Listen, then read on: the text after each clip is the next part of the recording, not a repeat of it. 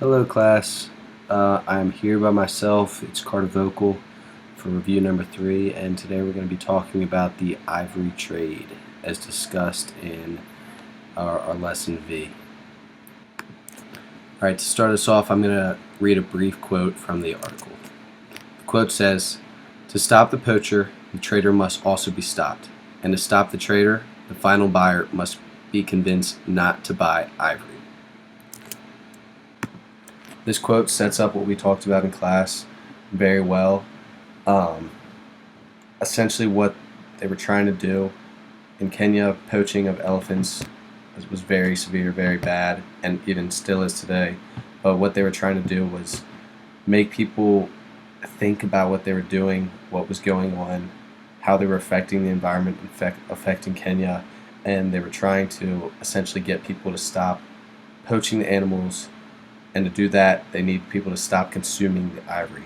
So this was trying to, make outreach, bring awareness to the issue at hand was people poaching elephants.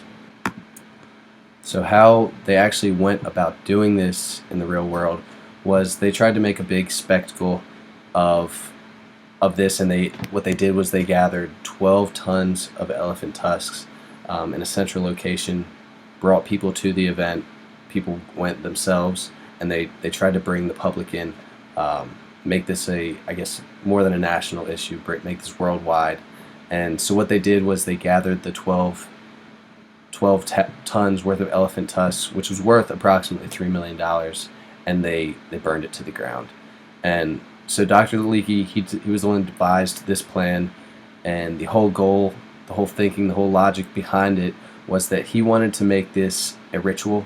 So people were emotionally affected by it and didn't want to partake in the act of buying and selling ivory anymore.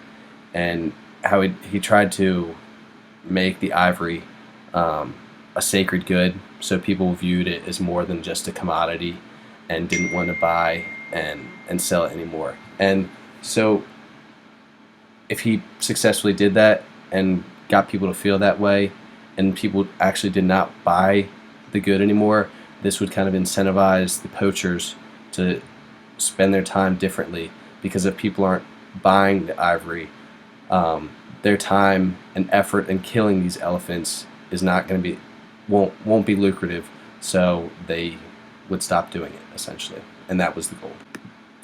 Although Dr. Leakey had very good intentions with trying to get people emotionally connected so they did not want to buy the ivory anymore.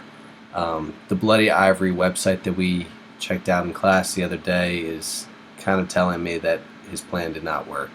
So it gave a couple of stats.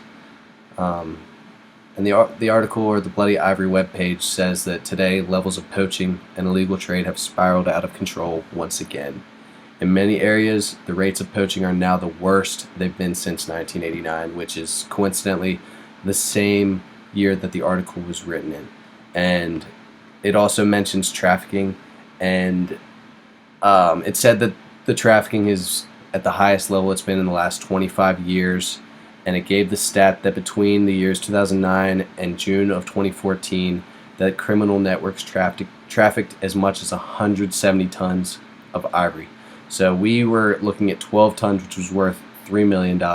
If we're keeping that the same rate, that's approximately $42.5 million worth of ivory that has been illegally trafficked. So this website kind of lets me know and shows that Dr. Leakey's goal of of getting people not to buy and poach the elephants for their ivory has really not worked.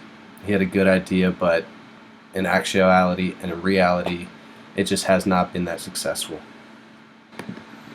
I don't know exactly what we can do to stop this terrible thing, the killing of these majestic animals, but the Bloody Ivory webpage certainly lets us know that although Dr. Leakey had good intentions, his plan just has not been that successful in reality. Thank you all for watching my presentation, and have a good day. Thanks.